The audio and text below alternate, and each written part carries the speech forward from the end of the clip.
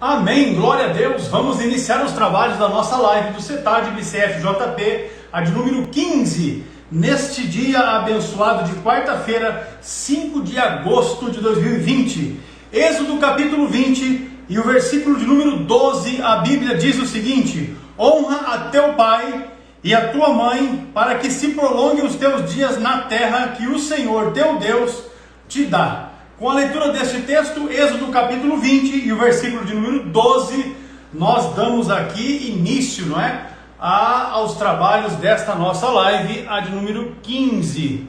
Aqui no monitor nós temos a divulgação dos livros escritos pelo pastor Ciro Sanches Ibordi na coleção, Pregadores da Bíblia. Está faltando aí apenas a Jesus, que é o 7º livro que em breve será lançado pela CPAD. Se você ainda não adquiriu esses outros 6, você pode com certeza estar adquirindo. João Batista, Barnabé, Pedro, Paulo, Estevão e Filipe.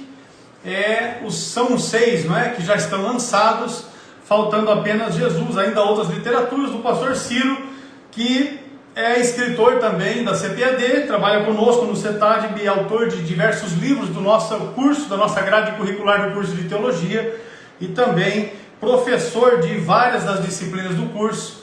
E nós convidamos você então a estar se inscrevendo para estudar conosco aqui o curso, o livro do curso de CFJP, curso para formação de jovens pentecostais. Se você é jovem, é líder de jovens, ou na sua igreja há um departamento de jovens e você quer treinar, qualificar a juventude, a mocidade da sua igreja, então você que é um pastor pode fazer este investimento, abrindo um núcleo, uma extensão do CETAD na igreja e ministrar o nosso curso para a formação de jovens pentecostais. Um livro, 296 páginas, muito conteúdo que vai abençoar a vida da nossa juventude. Com certeza, os irmãos devem procurar aí os contatos do CETAD, de falar com a nossa central de atendimento, e os nossos atendentes com certeza darão toda a atenção que os irmãos precisam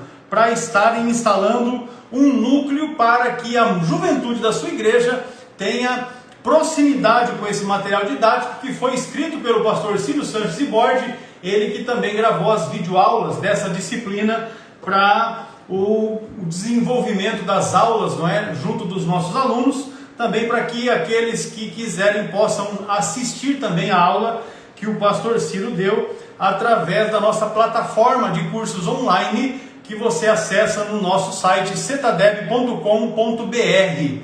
Todo o nosso curso básico, curso médio, curso avançado. Aqui eu tenho o módulo do curso básico, que a duração são 17 módulos, o curso médio são 10 módulos e o curso avançado são 12 módulos. Você pode se inscrever para estar estudando o nosso curso de teologia de forma individual, ou você pode implantar na sua igreja um núcleo e aí se reunir com os demais irmãos da igreja e formar uma classe abençoada, para ter aquele momento de compartilhamento de informações, de experiências de fé, de experiências de vida, que certamente estará enriquecendo a vida de cada um dos nossos irmãos. Pois bem, eu acredito que, eu não verifiquei aqui, mas vamos ver se o pastor Ciro já está por aqui, para que também já estar iniciando com a questão. Pai, senhor pastor Ciro, quanta bênção, quanta ação. Entrega tudo nos combinados. Paz do senhor, pastor Ercos, tudo bem? Como vão as coisas aí? Estamos na bênção. Apucarana City. Pois é, rapaz. Aqui deve ser o segundo lugar mais abençoado da terra. O mais abençoado é aí no Niterói. Quando tiver com o pastor Paulo Lopes, dê um abraço apertado nele. Achar que ele não está podendo abraçar. Deixa quieto o abraço. Só manda aquela saudação calorosa a ele. Por enquanto não estamos podendo, Mas Mas já a coisa vai acontecer. Amém. Mas um prazer estar aqui mais uma vez. Quero agradecer pela oportunidade de poder participar desta live tão abençoada, Jovens Pentecostais. Maravilha! E hoje vai ser uma bênção. As perguntas são boas aqui, Os crentes pentecostais vão participar da live. Tem uns crentes aí meio de São Paulo, principalmente, que eu acho que não vai participar. É Porque eles mesmo? estão presos às coisas do mundo, né? Mas os crentes pentecostais de verdade vão estar aqui participando, né? Amém. Com certeza. Já estão chegando ali. Já estão Maravilha. chegando. Pois bem, meus irmãos, eu quero dizer para vocês que nós estamos fornecendo, deixa eu ajustar aqui, nós estamos fornecendo as informações através da nossa central de atendimento para todos aqueles que desejarem implantar um núcleo do CETAD na sua igreja. Então, se você tem interesse, você implanta um núcleo e você pode, então, instalar ali uma extensão para o curso de teologia básico, médio, avançado, o curso para formação de jovens pentecostais, que é esse daqui, o curso para formação de obreiros, que a partir da semana que vem nós vamos estar fazendo um trabalho de divulgação exclusivo com esse material. Também o curso para discipulado cristão, que é um material para discipular os novos convertidos. E para os irmãos que estão conosco, que são de fora do país, nós temos, além do curso todo, de teologia básico, médio, avançado, curso para formação de jovens, curso para formação de obreiros em português, nós também temos este mesmo material em espanhol. Não é? Os irmãos podem estar também estudando todo o nosso curso em espanhol, além de podermos também fornecer material para estudos semanais, as revistas. Também nós temos hoje já 8 temas desenvolvidos para que os irmãos que estudam em espanhol exclusivamente possam ter acesso a esse material e certamente ser uma bênção, ser uma oportunidade de edificação para toda a igreja, para os obreiros, para a qualificação. Hoje, mais do que nunca, é imprescindível que os nossos irmãos, obreiros especialmente, estejam bem qualificados, porque a demanda que há de atendimento, de recepcionamento também, para auxílio, para o desenvolvimento das atividades na igreja, sejam de forma bem realizadas, né, de forma bem coerente e de forma qualificatória. Esse é o procedimento que nós buscamos através dos cursos que são fornecidos aqui pelo CETADB. Pois bem, meu pastor, live de número 15 hoje, Jovens Pentecostais. Nós vamos dizer aí para os nossos irmãos que cliquem no aviãozinho que está aqui, na parte inferior da sua tela, compartilhe esta live com os seus contatos, não é? Para que nós possamos ter um alcance, uma abrangência um pouco maior. Chegou aí, pastor, o Diego Gonçalves. Hoje é aniversário do Diego, 30 e poucos anos. Aleluia! Parabéns ao Diego. Parabéns, irmão Diego. Da escola. 20 e alguns anos, né? Não, 30. 20 mais alguns. Ah, então tá certo. Mas é 31. 31. Parabéns ao Diego. Deus abençoe grandemente. Maravilha. Deus abençoe, pastor. Pastor, estou profetizando, né? É pastor ele? Barriga ele já tem. Barriga já tem, tá? Barriga já tem, Tá no caminho. Mas vai chegar, tá encaminhado. Deus abençoe, pastor Diego. Amém. Pois bem, meu pastor, o Alan Christian, ele fez uma pergunta, nós não tivemos condições de responder as perguntas todas, né, na semana passada. A semana passada eu me refiro no domingo, porque eram muitas. Mas, vamos lá. Ele pergunta assim, depois do período interbíblico, dá para afirmar que a primeira mensagem de Deus para Israel foi a do anjo Gabriel a Zacarias? Então, só para lembrar que essa live, o irmão falou, é número 15, né? Isso. E essa é a pergunta de número 68. Olha aí. Brincadeira não. Só dessa série Jovens Pentecostais, fora a outra lá. Perguntas escatológicas. Perguntas escatológicas. Muito bem. A pergunta do irmão Alan é interessante. É importante que todos entendam o que foi o período interbíblico. É preciso até desmistificar também alguma coisa aí, porque o período interbíblico é aquele período que tem esse nome porque ele fica entre os dois testamentos, entre o Antigo e o Novo. E é um período de 400 anos, não é? Aproximadamente. Escureceu aqui. Está normal. Não perdeu não, né? Não, aqui está normal. Tá. Pensei que tinha perdido a conexão. Muito bem. Então, um período de 400 anos e entre os dois testamentos. Agora, é importante, eu falei, que a gente desmistificar, porque esse período é chamado de período de silêncio profético. Mas silêncio profético por quê? Porque não houve registro inspirado da parte de Deus. Mas não quer dizer que Deus deixou de falar, porque Deus sempre tem os seus representantes. Sempre Deus tem os seus representantes. Então, estou achando engraçado, está escurecendo aqui. Não, aqui está normal. Não sei, deve Diz estar aí, acontecendo um problema aqui no que meu... está acompanhando a live, diga ali pra gente como é que está a recepção por vocês aí. Aqui para mim está normal. Tá Não, é que para faltando mim dinheiro no apaga banco. 2 vezes. O que está faltando duas aqui é vezes dinheiro a no tela. banco. A transmissão Duas vezes boa. a tela... 2 vezes a tela apagou aqui, não sei o que está acontecendo. Mas vamos adiante. Então, tudo ok, ótimo, maravilha. É bom ter esse feedback, né? Então, veja bem, é importante entender, então, que o período interbíblico é chamado de período de silêncio profético porque não houve nenhum registro inspirado por Deus. Claro que houve muitos escritos nesse período, houve uma tradução que foi feita nesse período, né? A chamada Septuaginta.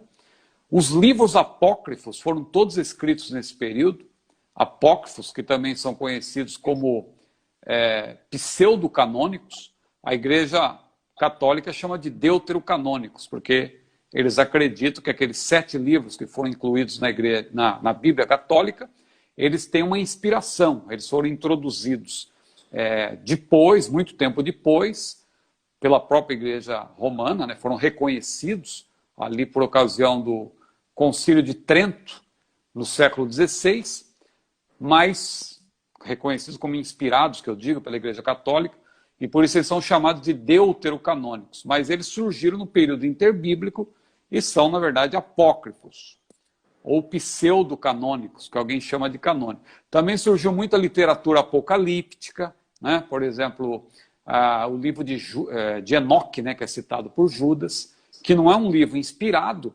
mas Judas citou, porque era um livro conhecido. E, ao fim e ao cabo, a inspiração, claro, do texto sagrado recai sobre o registro. Então, embora Judas tivesse citado um livro que não era canônico, o registro, Paulo também, por exemplo, na sua pregação lá em Atos 17, ele cita poetas e tal. Então, o problema não é esse. O problema é o registro, quer dizer, a inspiração recai sobre o registro final. Bom, não quero aqui ficar divagando, mas eu quis só fazer esse comentário pelo seguinte, porque o período interbíblico é um período de silêncio profético com respeito ao registro, mas não é um período em que Deus não falou. Foi um período, na verdade, de preparação para a chegada de Jesus. Quando a Bíblia diz lá em Gálatas 4, versículo 4, vindo a plenitude dos tempos, Deus enviou seu Filho, nascido de mulher, nascido sob a lei, para remir os que estavam debaixo da lei, a Bíblia está falando que Jesus chegou no momento certo, quando o mundo já estava preparado, já havia um idioma que era falado no mundo todo, o grego koiné e tal, e havia preparação em todos os sentidos. E essa preparação ocorreu justamente no período interbíblico.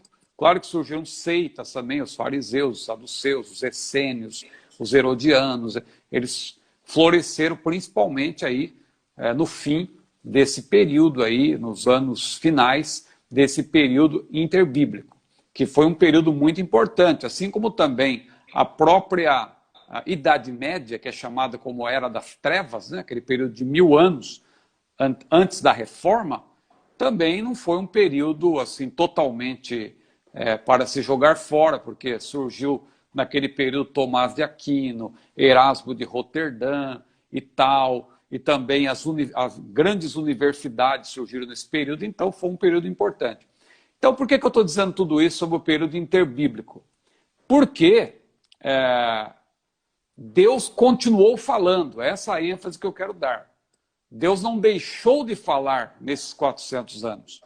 Mas, de fato, entre Malaquias, o último profeta, em termos de registro, no Antigo Testamento, e João Batista, o primeiro profeta a falar, né, já no período neotestamentário, embora João Batista tenha sido um profeta nos moldes do Antigo Testamento, ele surge já no período neotestamentário. Então, entre Malaquias e esse período que começa com João Batista pregando, tem 400 anos. E aí eu vou concordar com o nosso irmão Alan, não é? Nosso querido irmão Alan Christian, ele pergunta, e na verdade, se o primeiro registro, né, de Deus falando, de fato, foi lá, Lucas 1:13, quando o anjo do Senhor apareceu a Zacarias, pai de João Batista, cronologicamente, né, é o primeiro registro que se tem. Claro que os livros não foram escritos exatamente na ordem que está na Bíblia, né? Nessa ordem, não é? Mas assim, o registro alusivo a alguém falando da parte de Deus no período neotestamentário, de fato, foi esse anjo que disse para Zacarias: não temas, porque a tua oração foi ouvida, e Isabel, tua mulher, dará à luz um filho, e lhe porás o nome de João. Então é essa questão, é isso aí que nosso irmão pergunta se a primeira mensagem de Deus para Israel foi do anjo Gabriel. De fato, o primeiro registro que se tem, não é? Mas Deus não deixou de falar.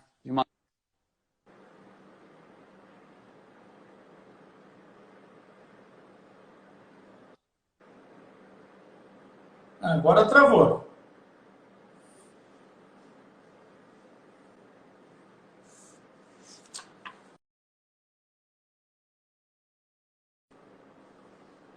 Pronto. O pastor Ciro ia dizendo para a gente aqui que Deus, na verdade, não deixou de falar nesse período, não é? Nesse período, Deus não deixou de falar. Deus continuou falando, e ele até menciona os homens que se levantaram por Deus neste tempo, não é? E, de fato, a escritura que o nosso irmão menciona em Lucas é a escritura que, a primeira, né? A primeira manifestação, podemos dizer assim, de Deus para, nesse caso aqui, para anunciar o nascimento de João Batista. O nascimento foi anunciado para a sua mãe Isabel, que está em Lucas capítulo 1, versículo de número 11, diz assim o texto: então um anjo do Senhor lhe apareceu, posto em pé, à direita do altar do incenso, e Zacarias, vendo-o, turbou-se e caiu temor sobre ele. Mas o anjo lhe disse: Zacarias, não temas, porque a tua oração foi ouvida, e Isabel, tua mulher, dará à luz um filho, e lhe porás o nome de João. Isso está em Lucas, no capítulo de número 1, os versículos de 11, eu li aqui, dos versículos de 11 até o versículo de número 13. Tá certo? Esse foi o texto que o nosso irmão Alan Christian também mencionou. Pois bem, pastor, pode concluir. Apagou minha tela de novo, eu tive que sair para verificar se alguma configuração aqui. E aparentemente está tudo normal. Tá normal. Mas apagou 3 vezes, né? Mas acho que deu para ouvir aí a minha conclusão, que o que eu quis dizer foi exatamente isso aí que o irmão estava lendo também, que o primeiro registro, não é, que se tem no Novo Testamento de Deus falando, realmente é o anjo Gabriel aí falando com Zacarias, pai de João Batista, quando ele estava orando lá no templo, e o anjo lhe disse: a tua oração foi ouvida, né? Falando justamente do nascimento de João Batista. Amém. Quero deixar aqui um abraço aos irmãos lá de Vacaria, o líder da mocidade está com a gente ali. Transmito o nosso abraço ao pastor Paulo, não é? O pastor Paulo é companheiro nosso, Paulo Juarez, não é de hoje, já de tempos, né? Quando ele pastoreava a igreja de São Marcos, estivemos algumas vezes lá realizando formatura dos cursos de teologia, e depois ele se mudou e tal, e agora ele está na cidade de Vacaria. Glória a Deus, Deus abençoe aos irmãos lá em Vacaria. Eu quero dizer aos irmãos que todas as lives que nós já transmitimos, elas estão à disposição, caso você queira vê-las, no nosso canal no YouTube, que é o Cetadeb Oficial. No YouTube é o Cetadeb Oficial. Aqui no Instagram continua, por enquanto, sendo o Oficial Cetadeb, mas no YouTube você acesse o nosso canal, se inscreva, ative as notificações e esteja pronto ali para acompanhar todas as nossas transmissões a respeito das perguntas escatológicas e as que estamos fazendo agora, curso para a formação de jovens pentecostais, CFJP, as transmissões. Pastor Ciro, o Elias, ele pergunta assim, Spurgeon era reformado? Sim, Spurgeon. Spurgeon, né? Ele era reformado. Agora é importante só fazer um esclarecimento que hoje em dia, quando se fala que alguém é reformado, a ênfase é para o fato de que essa pessoa é, mais precisamente, calvinista. Quando geralmente fala, fulano é reformado. Mas, a rigor, se a gente fosse aqui ser rigoroso, mas aqui é melhor ser claro, às vezes, do que ser rigoroso. Então, na verdade, quando se fala de reformado, hoje em dia, a ideia que se tem, fulano é calvinista. Como Spurgeon era calvinista, vou explicar aqui. Mas nós também, pentecostais, nós também, claro, temos um apreço muito grande pela reforma, nós somos herdeiros da reforma, no sentido de que nós estamos em inteiro acordo com os 5 lemas da reforma. Quais eram os 5 lemas da reforma? Sola fide, ou seja, somente a fé. Sola Scriptura, ou somente a Escritura. Solus Christus, isto é, somente Cristo. Sola gratia, ou seja, somente a graça. E soli Deo glória, ou seja, toda a glória, somente Deus é digno de toda a glória. Então, esses 5 lemas, por nós estarmos inteiramente de acordo com eles, nós também poderíamos ser chamados a rigor de reformados. Mas, para evitar confusão, a gente prefere evitar esse título e deixamos para os nossos irmãos calvinistas. Os nossos irmãos calvinistas, eles inclusive gostam de reforçar, eu sou reformado e tal. Então, nada contra, porque para não gerar confusão. Agora, Spurgeon, ele era reformado no sentido de que ele era batista, ele tinha origem batista, mas ele era puritano. Você sabe que os puritanos são aqueles calvinistas ingleses que queriam reformar a igreja, e eles buscavam uma vida de mais pureza perante Deus, santidade, e queriam reformar realmente a igreja. Então eles foram chamados de puritanos. E o Spurgeon, inclusive, ele é conhecido como o último dos puritanos, né? Foi um grande pregador que viveu entre os anos de 1834 e 1892. Tem muitos detalhes, a gente poderia falar da vida dele, mas para ganhar tempo, a gente resume aqui dizendo que ele é chamado também do príncipe dos pregadores. Mas, irmão Ciro, irmão, não tem um livro também chamado Paulo, Príncipe dos Pregadores? Quem é o Príncipe dos Pregadores? É Spurgeon ou é Paulo? Veja, Spurgeon tem todo o direito. Quem gosta de chamá-lo de Príncipe dos Pregadores pode continuar chamando. Só que tem uma diferença que é bom explicar. Paulo foi o príncipe dos pregadores muito antes de Spurgeon, né? Itinerantes, porque Paulo de fato foi um pregador itinerante.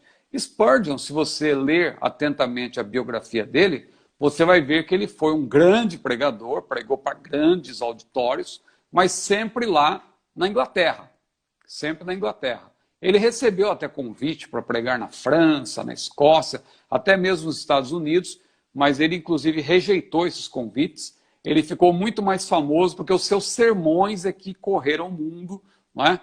Eles foram impressos, mandados por telex, na verdade, a priori, lá para Nova York, e então a partir de Nova York se espalhou por vários lugares e ele ficou muito famoso, mas foram os seus sermões.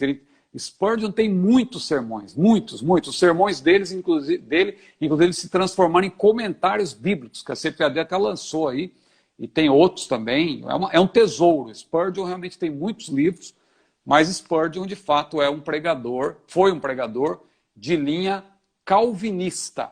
É bom esclarecer isso. Tem muita coisa boa que você pode aproveitar, mas é importante esclarecer que ele, de fato, foi um pregador de linha calvinista, reformado calvinista. De fato. Então está respondido aí para o Elias. Essa semana ainda um aluno entrou em contato com a gente aqui, pedindo um esclarecimento a respeito da vida dele, porque ele se converteu com 16 anos, com 16 anos ainda ele pregou a primeira mensagem, com 17 ele já assumiu a primeira congregação e com 20 assumiu a igreja no sul de Londres, onde ele pastoreou até morrer. É interessante que ele foi batizado pelo avô, logo quando ele nasceu, né? Porque o avô dele era congregacional, de fato. Então ele recebeu aquele batismo por aspersão, mas depois, quando ele se converteu, como o irmão falou aí, né? Aí na igreja batista ele foi rebatizado. Rebatizado. Assim como eu também fui rebatizado, né? Eu me converti na igreja metodista, fui batizado por aspersão, e quando na Assembleia de Deus, o meu sogro, o pastor Daniel Salles Acioli, que já há muito tempo não fazia batismo, ele foi o oficiante do batismo, e naquela oportunidade fomos batizados 34 candidatos. É isso aí. Porque muito bem. Sem querer polemizar, né? Mas a palavra batismo em si já denota mergulho, né? Então, mergulho. É importante o irmão ter dado esse mergulho aí. Com certeza. Esse rebatismo aí. Dessa forma. O irmão Hilton Martins, ele também ele faz uma observação, e aí a pergunta. Uma parte considerável das faculdades evangélicas estão contaminadas por ideias progressistas. Acho muito importante que as nossas escolas confrontem isso. O que o senhor acha sobre o assunto da teologia progressista nas faculdades evangélicas? Eu vou até indicar livros aqui, porque para falar sobre o assunto, explicar isso aí, levaria tempo. Inclusive no nosso curso teológico, no módulo avançado, não é?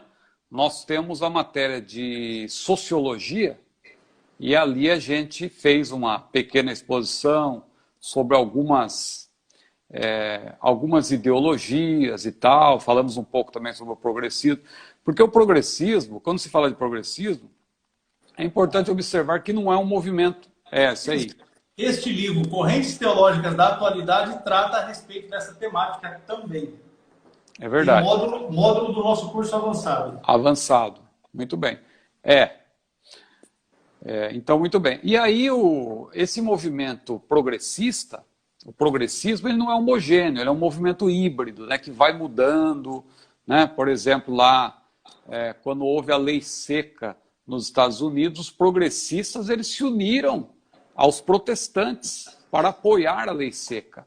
Então, em alguns momentos, eles se mostraram até com posições aparentemente conservadoras. Mas quando se fala de progressismo, claro, nos dias de hoje, como se trata de um movimento reformista e secular, secular aqui é justamente totalmente avesso à ideia de religião. Quando se fala de secular hoje em dia, são aqueles que são, de fato, laicistas. Eles não querem, eles dão muita ênfase, Estado laico, mas eles são, de fato, laicistas de uma maneira a priorizar até o ateísmo em detrimento da religião, do cristianismo especialmente. Então, eu acho perigoso realmente que o progressismo esteja florescendo e vem ganhando espaço, né, em oposição ao conservadorismo. Porque nós, claro, do ponto de vista bíblico, não estamos falando aqui de política rigorosamente, mas do ponto de vista bíblico, o cristão que se preza, ele é conservador. Porque o próprio Senhor Jesus disse, vós sois o sal da terra. Quando Jesus disse, vós sois o sal da terra, claro que naquela época não tinha freezer, não tinha geladeira. O sal, além de ser usado para o tempero, o sal tem muitas utilidades, não é? Inclusive quando Jesus disse, se o sal não salgar, para nada prestará, a não ser para ser pisado pelos homens, né? Mas até aí você vê uma utilidade, porque o sal era jogado no chão justamente para as pessoas não escorregarem, quando nevava, etc. Até hoje você vê isso em países que nevam, o pessoal joga sal.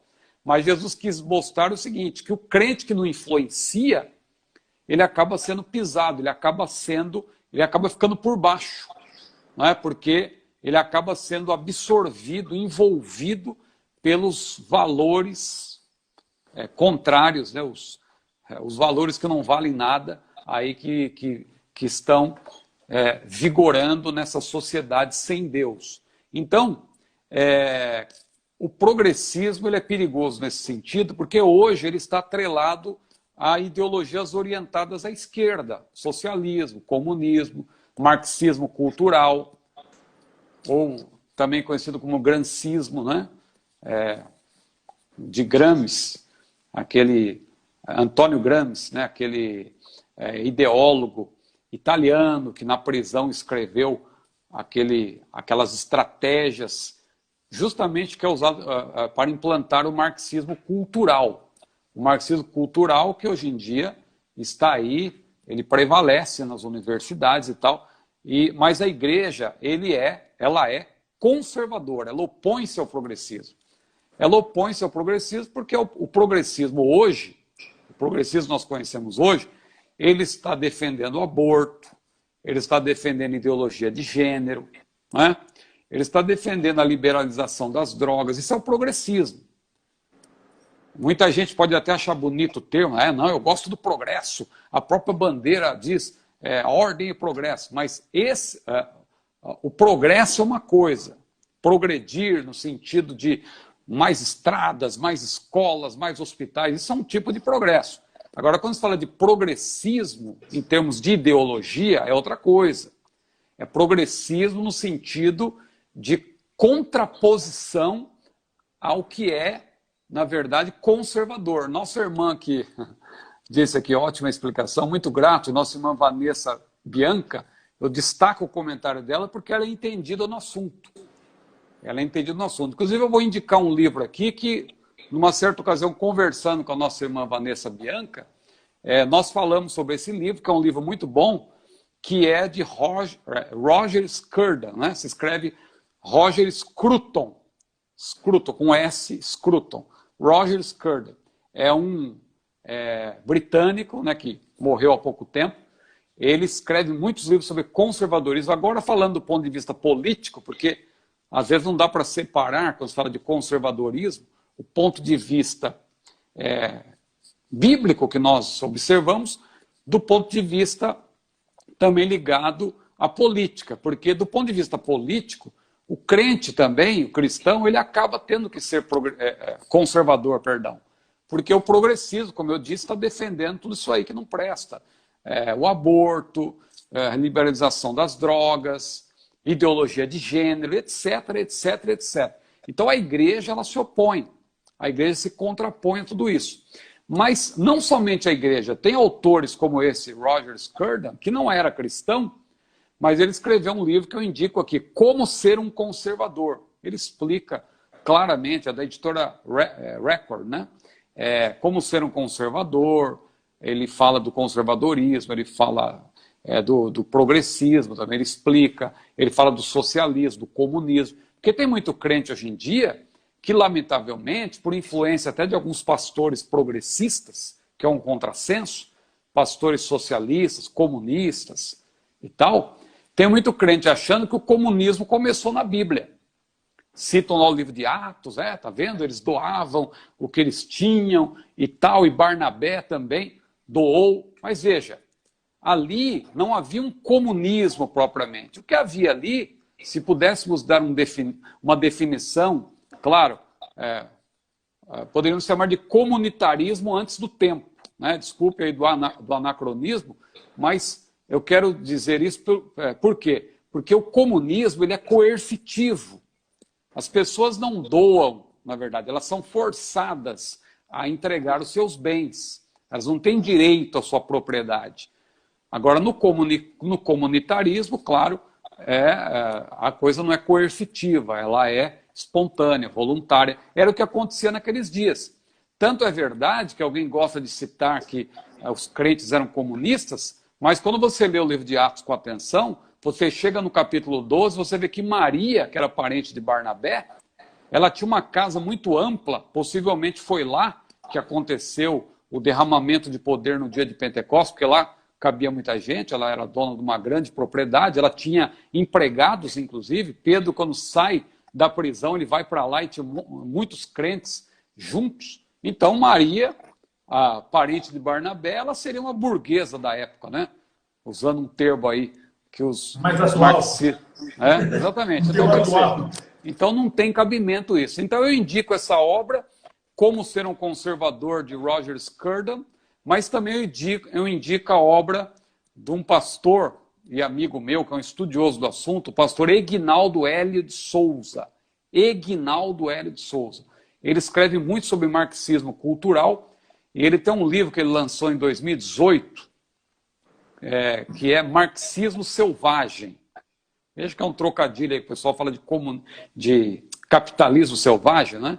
Mas ele lançou o Marxismo Selvagem, que ele fala justamente do marxismo cultural, ele explica muito bem isso. Então, Marxismo Selvagem, a editora é Missão Atenas, e o nome do autor é Eginaldo Hélio de Souza. Eginaldo, com E no início. Eginaldo Hélio de Souza. É um pastor, estudioso, e, claro, tem formação nessa área também. Procure, coloque na internet. Aliás, você pode procurá-lo, ele também está entre os meus amigos aqui no Instagram. Quem sabe qualquer dia desse a gente faça até uma live aí para falar sobre esse assunto, sobre o marxismo cultural, etc.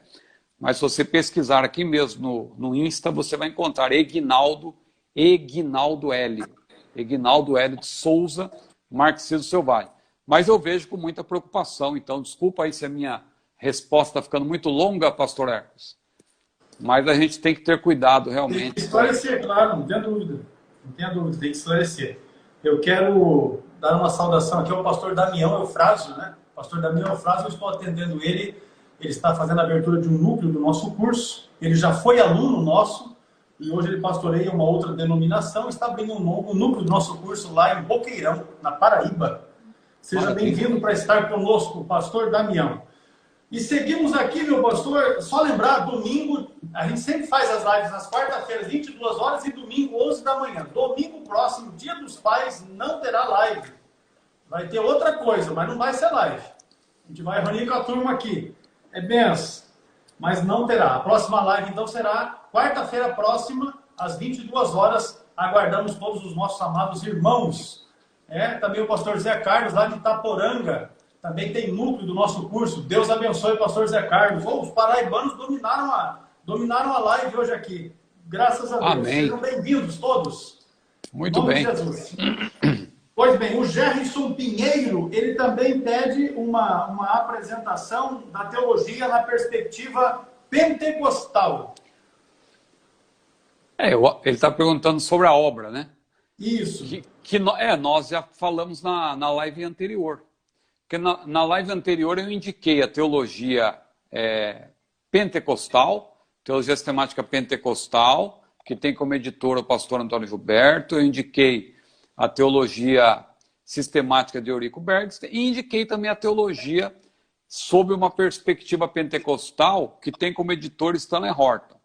É uma obra, só para completar a que a gente já falou, é uma obra muito boa, que tem um capítulo, o primeiro capítulo, inclusive, é um capítulo que fala da história do pentecostalismo e da Assembleia de Deus, e apresenta ali a história da nossa primeira declaração de fé, de 1916, e os seus autores são todos catedráticos pentecostais, homens piedosos, como o próprio Stanley Horton, que é o editor e também o autor da última unidade dessa obra, que é a de escatologia. É uma obra riquíssima, que nós recomendamos. Na live anterior a gente recomendou junto, a gente recomendou 3, porque uma completa a outra. Mas se você quiser adquirir só esta, também, maravilha. Mas quando você puder, adquira as 3. Teologia Sistemática, uma perspectiva pentecostal, de Stanley Horton, editor.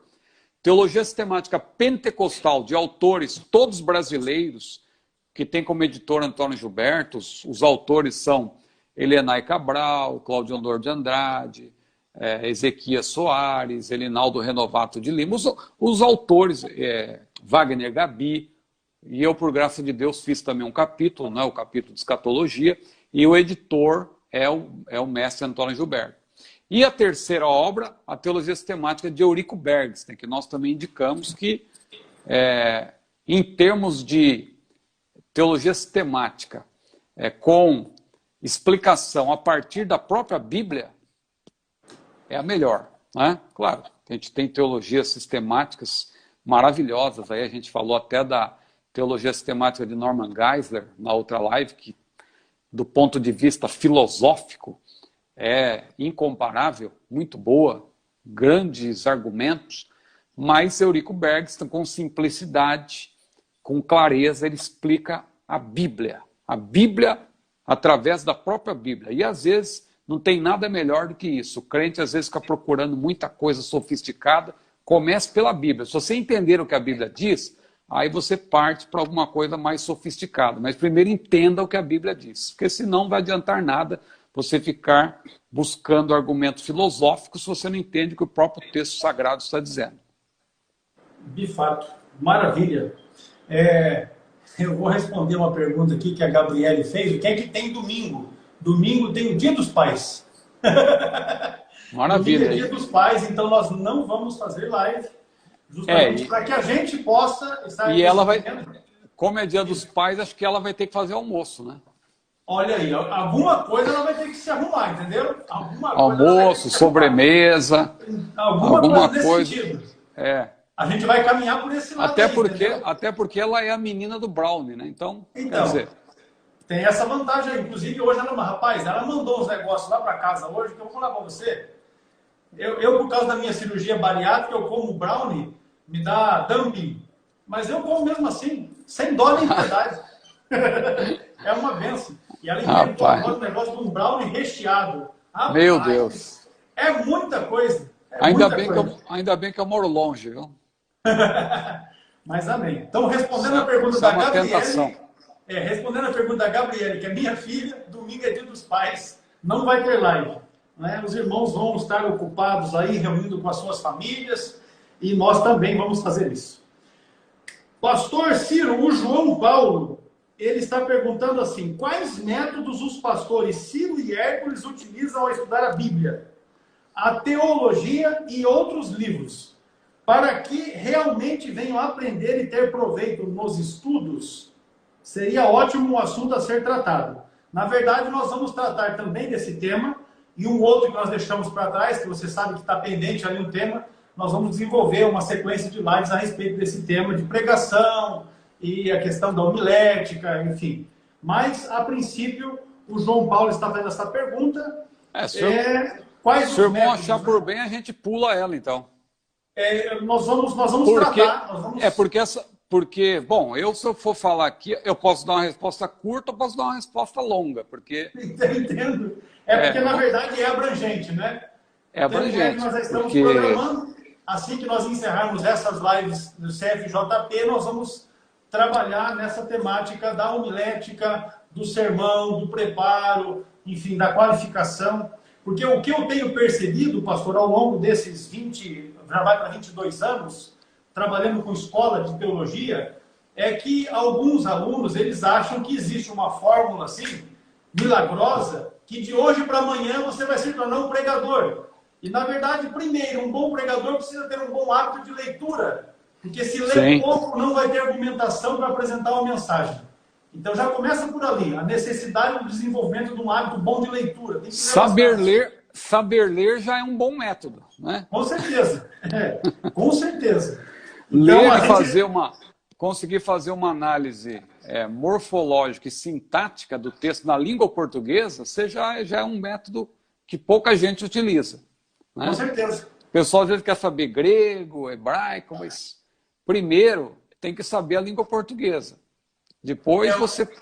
Né? Um aluno entrou em contato aqui e falou, pastor, eu comprei aquela coleção todinha de Champlin, do Antigo e do Novo Testamento, porque ali tem as notas em grego, tem as notas em hebraico e tal. E aí eu falei, que bom, mas você poderia ter começado com algo mais simples. Nem precisaria chegar a esse ponto, porque em algum momento, ao invés de clarear a ideia, vai trazer confusão. Mas enfim, eu penso que nós podemos tratar essa questão do João Paulo junto nessas lives que faremos a respeito do tema que vai envolver a homilética. Porque aí, a Porque aí, ó, hermenêutica. só por irmão, se o irmão estiver nos acompanhando aí, só para ele não pensar que a gente não quer responder a pergunta dele, só para você ter uma ideia, ó, tem um método que é análise de versículos, tem um método analítico, tem um método sintético, tem um método tópico, tem um método biográfico. Eu uso hoje o método exegético, por exemplo, que é uma mescla de todos esses. Claro, no todo ou em parte. Eu uso o método exegético, tem vários passos. Só que a gente tem que ter tempo para explicar. Realmente é melhor fazer isso que o irmão falou aí. Nós vamos desenvolver. Assim que nós encerrarmos essa série de lives CFJP, nós vamos iniciar uma nova série e nós vamos entrar nesse assunto que vai envolver a homilética e a hermenêutica. A interpretação do texto, a hermenêutica e também a homilética, que vai ser a exposição. A maneira como se apresenta, como se prega, como se ensina. Não é? Maravilha. Eu estive num evento um dia desse e o indivíduo foi convidado para ensinar. Mas, rapaz, tem pregador pentecostal que não dá conta de fazer o que ele fez enquanto ensinava. Mas, enfim, existem dinâmicas diferentes para cada tipo de evento que se está. Não é? Para cada evento que você está, uma dinâmica diferente. Mas é para se ver a que ponto chega. Mas vamos lá. O pastor Giovanni Santos tem uma pergunta aqui que envolve a disciplina escatológica. Lembrando que no nosso curso de formação de jovens pentecostais, que foi escrito pelo pastor Ciro Sanches Ibordi, nós temos um capítulo todinho que tratamos a respeito dessas que são as principais doutrinas, não é, ensinadas pelo movimento pentecostal, e a questão da escatologia é um dos temas abordados. E aqui a pergunta dele é assim: o que acontecerá com as crianças que estiverem na barriga das mães na hora do arrebatamento? Bom, aí a gente pode supor o que vai acontecer, né? Porque a Bíblia não diz claramente. Mas eu penso o seguinte: no caso das mães salvas, as mães salvas, pense bem, uma serva de Deus, uma crente fiel, que está grávida e Jesus vem, ela vai ser arrebatada, o que vai acontecer com a criança? Sendo que a criança depende da vida da mãe. Essa criança, que também sequer nasceu, ela não teve oportunidade sequer de ouvir a mensagem do Evangelho. Deus, já falamos isso aqui em outras ocasiões, Deus não é injusto de pegar uma criancinha que está no ventre e fazer alguma coisa diferente que não seja arrebatá-la também junto com a mãe. Se a mãe vai ser arrebatada, veja, não tem sentido a criancinha não ser. Então, é outro ser humano, é outra pessoa, né? Mas se a mãe vai ser arrebatada, a mãe é salva, o bebezinho também é outro servo de Deus ali que vai ser arrebatado, né? Agora, a dúvida maior, eu acredito, no que diz respeito, gira em torno da mãe não salva. Porque tem muita gente, por exemplo, que pega aquele texto isolado de Mateus 24, que diz, ai das grávidas, que alguém pensa que naquele momento do arrebatamento, a pessoa que não é salva, a mulher, não é, a criancinha vai ser arrancada do seu ventre. Mas ali, primeiro, Jesus não está falando de arrebatamento. Ali, já explicamos aqui, tivemos várias lives para falar sobre o sermão profético. Ali, aquela passagem se refere, tem um cumprimento duplo ali, né? Porque nós ensinamos, inclusive, que algumas profecias justapõem acontecimentos. Então ali Jesus se referia tanto ao que aconteceu no ano 70, quando os israelitas tiveram que fugir, quando Jerusalém foi tomada por Roma, né, pelos romanos. O general Tito ali invadiu, né, com seus exércitos, e Jerusalém, o templo foi destruído, tal. Então houve fuga, as mulheres tiveram que fugir. Então Jesus disse, ai das grávidas. E isso vai acontecer também no período tribulacional. Então, é uma ênfase para fuga diante de uma cidade cercada por inimigos. Não tem nada a ver com o arrebatamento. Então, no caso do arrebatamento, a gente supõe que essas duas suposições... Quer dizer, a primeira não é nem uma suposição. A gente pode até ser até categórico e dizer que se a mãe vai ser arrebatada, a criancinha também será. A criancinha, porque ela já está salva. Está salva pela graça preveniente de Deus.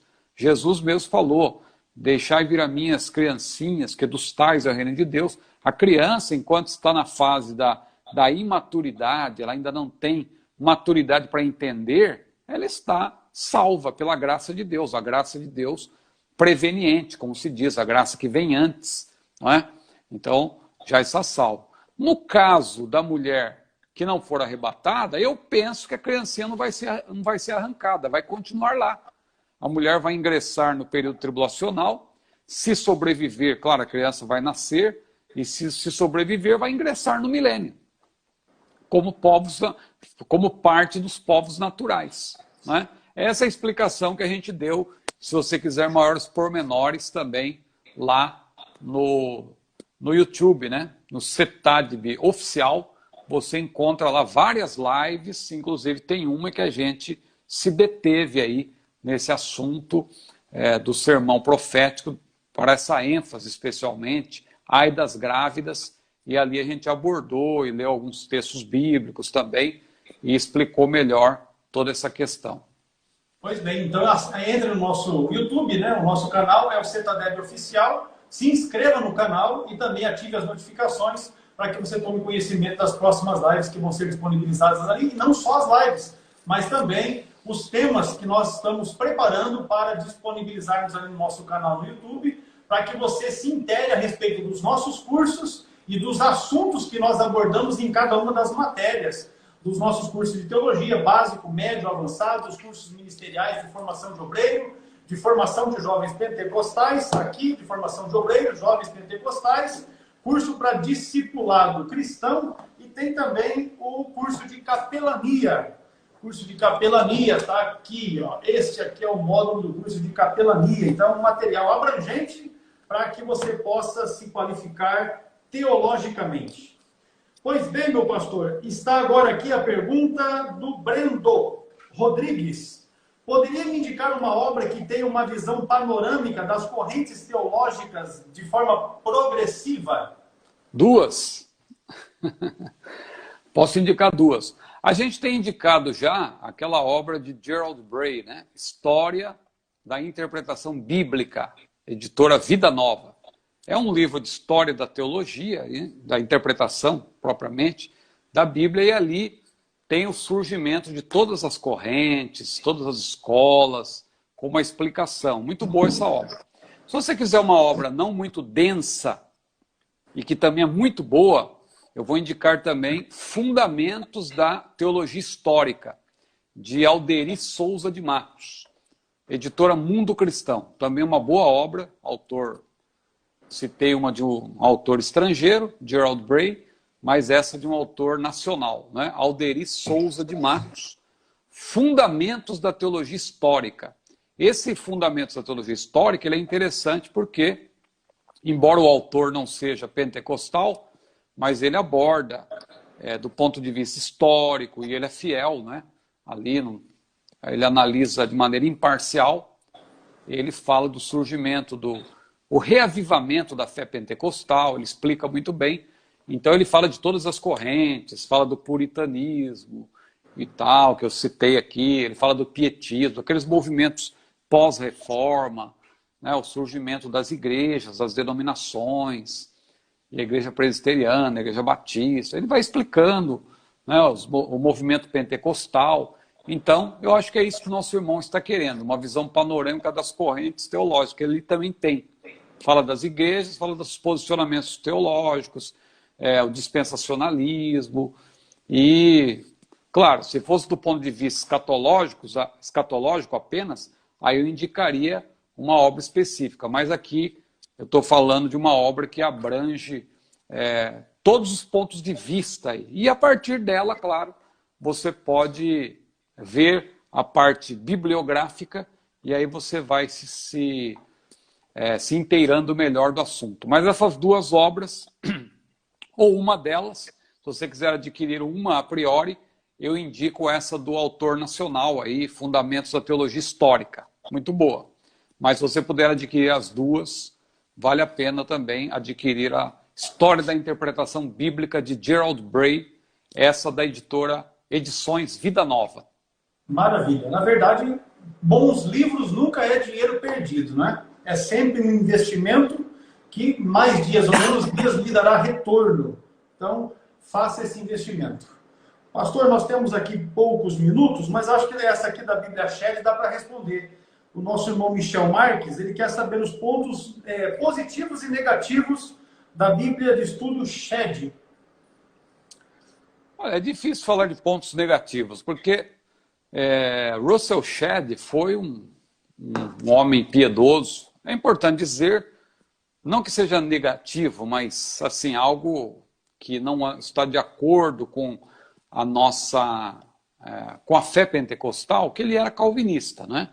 Ele era calvinista, mas uma história muito bonita, que os seus pais eram norte-americanos e que foram missionários na Bolívia. Então, Russell Shedd nasceu na Bolívia, mas depois voltou para os Estados Unidos, ainda criança, para se formar, estudar. Depois foi para Edimburgo, na Escócia, onde se formou teologicamente. Ele tinha um nível elevado academicamente, né? E ele depois viveu muito tempo no Brasil. Era um homem piedoso que eu conheci pessoalmente quando morava em São Paulo. Tive contato com ele, participei de eventos com ele.